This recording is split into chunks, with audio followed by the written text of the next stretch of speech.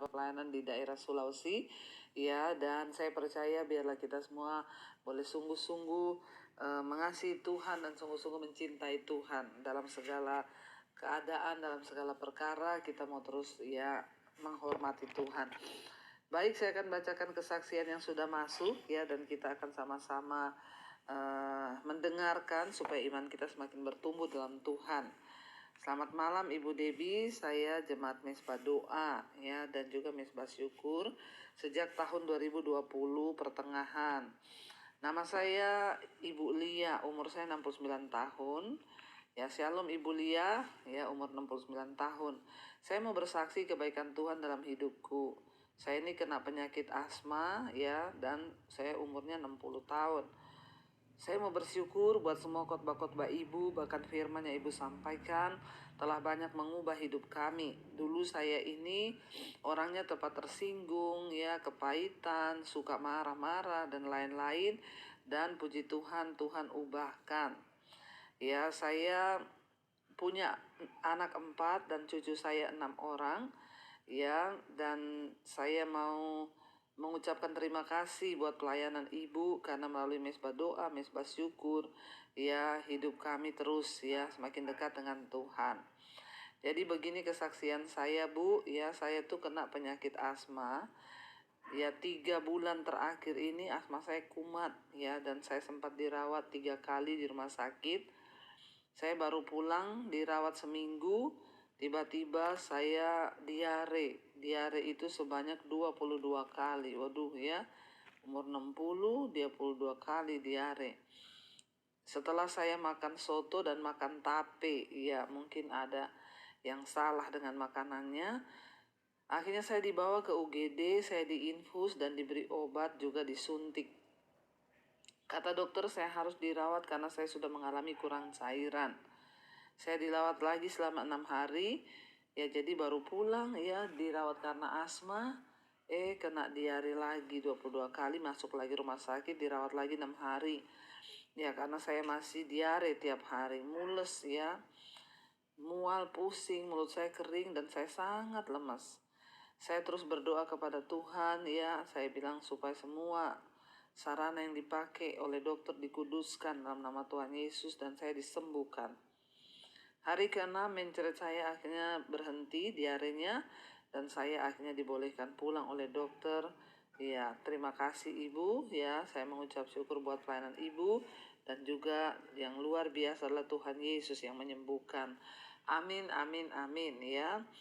Puji Tuhan, Tuhan turut bekerja dalam segala perkara. Iya, memang sangat berbahaya saudara ketika ya diare 22 kali sampai kekurangan cairan, karena banyak orang bisa bahkan meninggal ya ketika diare ya 22 kali kehilangan cairan, mulut kering, mual, muntah, pusing ya, itu sudah tanda-tanda yang ya bahaya saudara. Tapi puji Tuhan Ibu di umur 60 tahun Tuhan sembuhkan, Tuhan beri pemulihan, bahkan bisa pulang. Karena Ibu terus beriman, percaya dan berdoa kepada Tuhan ya.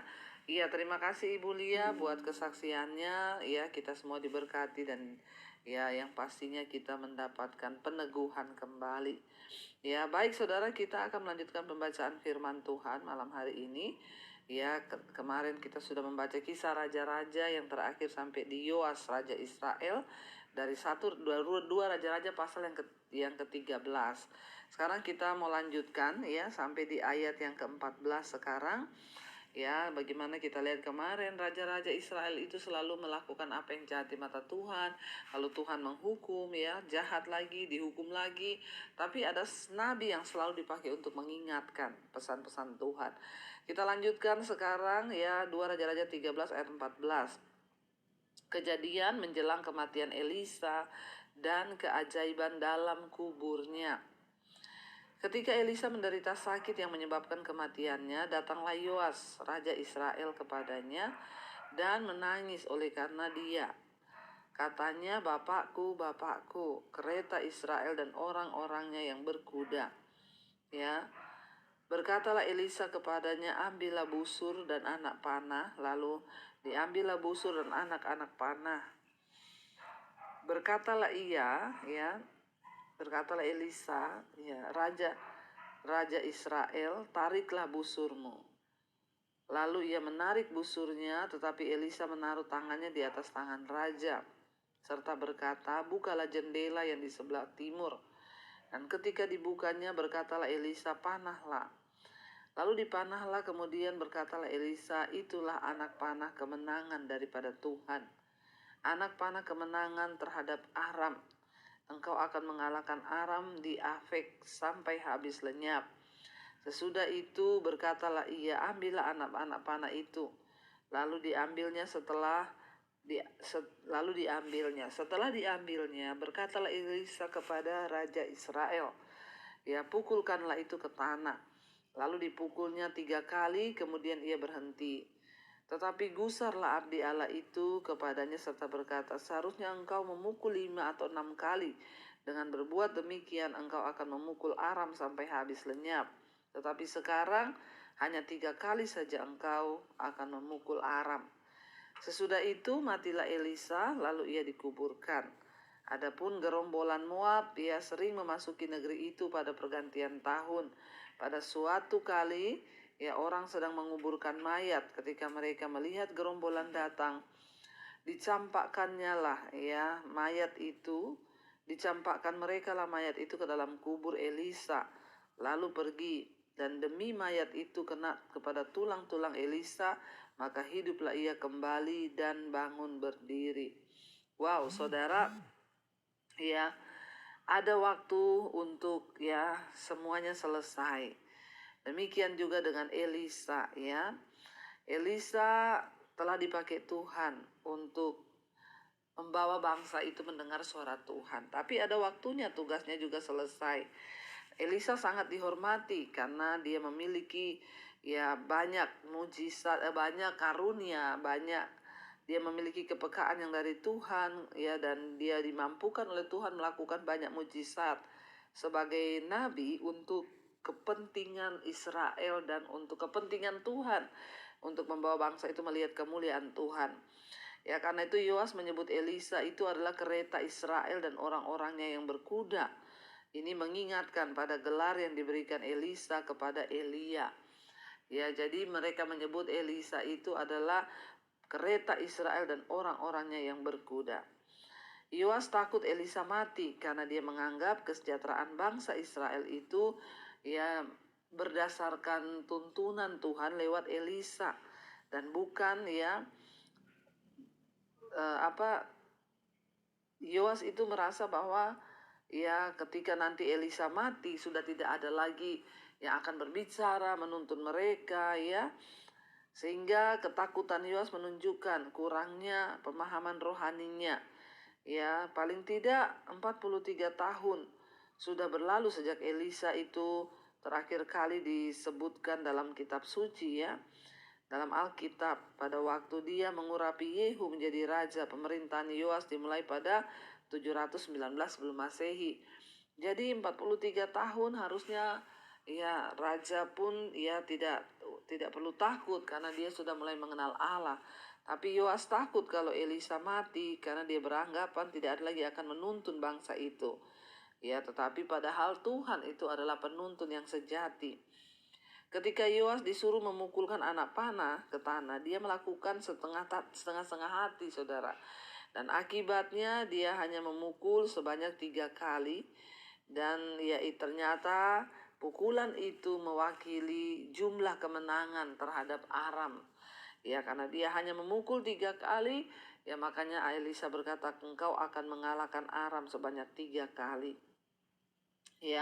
Kita harus menerima dan juga mentaati semua perintah-perintah Tuhan seluruhnya, kalau kita ini ingin menerima dan melihat segala mujizat, penyertaan, bahkan kemenangan yang dari Tuhan, maka kita harus sungguh-sungguh menyerahkan hidup kita kepada Tuhan, dan kita harus sungguh-sungguh mengikuti instruksinya Tuhan.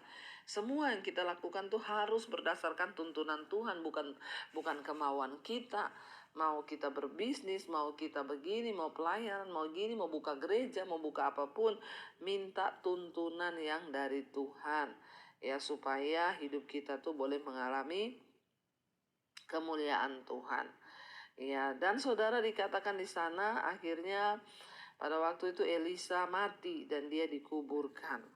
Ya, dan ayat ini dengan jelas berkata, sesudah itu matilah Elisa lalu ia dikuburkan. Ya, dan pada saat itu ada gerombolan Moab yang sering memasuki negeri itu pada pergantian tahun. Dan pada satu kali ada orang yang hendak menguburkan mayat, ya, ketika gerombolan Moab ini perusak ini, perusuh ini, ya, gerombolan perampok ini pas datang lagi ada orang mati dan hendak dikuburkan. Akhirnya ya orang-orang itu karena mereka juga ketakutan dengan gerombolan itu, mereka sembarang saja membuang ya mayat itu ke dalam kubur Elisa, dan akhirnya mereka pergi. Dan apa yang terjadi ya, dan mayat itu tersentuh kepada ya badannya Elisa, tulang-tulang Elisa, dan dia hidup kembali, saudara. Jadi ada orang menguburkan mayat karena pas datang gerombolan, mereka buang aja mayat itu kena ke Elisa, dan yang terjadi mayat itu hidup kembali. Ini sih satu peristiwa yang sangat spektakuler, bisa juga orang mungkin lari ketakutan. Elisa itu sudah mati, tetapi bayangkan saudara ya, mayat yang kena kepada tubuhnya itu hidup kembali. Ya, bahkan itu menyebabkan terjadinya mujizat-mujizat. Walaupun dia sudah mati, masih ada mujizat yang dia lakukan. Itulah saudara ya, orang itu kalau hidup berkenan pada Tuhan, sekalipun kita sudah mati, hidup kita ini tetap menjadi berkat. Ya, ayo kita mulai renungkan sekarang, aku nih kalau mati, apa yang aku tinggalkan ya bagi keluargaku, bagi anak-anakku, bagi keturunanku, bagi orang di sekelilingku. Ya, kita pun mati harus tetap menjadi mujizat. Ya, jangan sampai kita mati orang berkata, syukur akhirnya mati dia. Ya, jangan sampai kita belum mati orang sudah harapkan kita mati karena hidup kita tuh jahat. Sebaliknya Elisa, karena dia itu orang yang takut Tuhan, hidupnya berdampak, ya, sehingga saudara dikatakan ya pada waktu itu bahkan dia sudah mati pun masih menjadi mujizat. Saya berdoa supaya hidup kita ini pun juga menjadi mujizat bagi banyak orang, sehingga apapun yang kita perbuat, apapun yang kita lakukan, semua mendatangkan perkenanan Tuhan. Kita lanjutkan sedikit dan kita akan selesaikan pasal 13 ini, kemenangan Yoas dan atas Aram. Hazael Raja Aram menindas orang Israel sepanjang umur Yoahas, tetapi Tuhan mengasihani serta menyayangi mereka, dan ia berpaling kepada mereka oleh karena perjanjiannya dengan Abraham, Ishak dan Yakub. Jadi ia tidak mau memusnahkan mereka dan belum membuang mereka pada waktu itu dari hadapannya. Kemudian matilah Hazael Raja Aram, dan maka Ben-Hadad anaknya menjadi raja menggantikan dia. Yoas bin Yoahas merebut kembali dari tangan Ben-Hadad ya bin Hazael kota-kota yang dalam peperangan direbut Ben-Hadad dari tangan Yoahas ayah Yoas. 3 kali Yoas mengalahkan dia dan mendapat kembali kota-kota Israel. Ya, jadi sesuai dengan dia pukul itu busur 3 kali ke tanah, dan 3 kali itu aja dia mengalahkannya. Ya saudara, biarlah semakin hari iman kita semakin teguh di dalam Tuhan, sehingga kita ini boleh menjadi orang-orang yang ya mengalami Tuhan, dapat menyaksikan cinta kasih Tuhan, bahkan ketika kita mati pun hidup kita pasti bisa menjadi mujizat bagi orang lain. Ya, mari kita renungkan firman ini, kita tundukkan kepala, kita berdoa. Terima kasih Bapa, kami bersyukur lewat firman Tuhan kami belajar, kami mendapat banyak sekali pelajaran untuk hidup kami ini boleh semakin hari semakin berkenan kepada Tuhan. Ajar kami Bapa untuk melakukan apa yang berkenan kepada Tuhan. Ampuni dosa pelanggaran kami dan sucikan kuduskan hidup kami, bahwa kami semakin hari semakin mengenal Tuhan.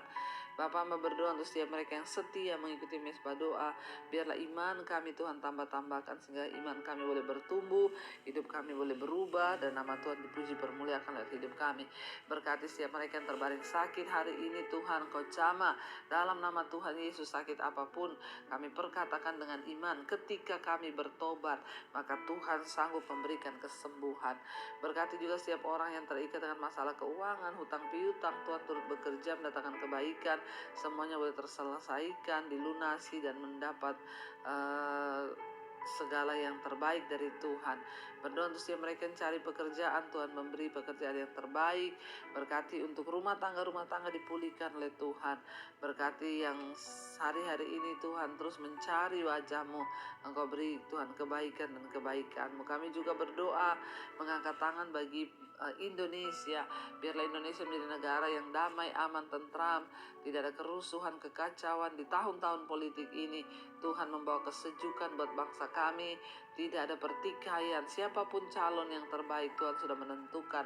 Kami percaya akan ada presiden yang takut akan Tuhan di tahun 2024. Kau juga terus memberkati Bapak Presiden Jokowi, takut akan Tuhan dalam kehidupannya, berkati anak-anak, berkati Tuhan semua, ya, apa yang dilakukan di atas bangsa ini boleh mendatangkan kemuliaan bagi Tuhan saja. Berkati juga semua bangsa-bangsa di 5 benua, Asia, Afrika, Amerika, Eropa, Australia.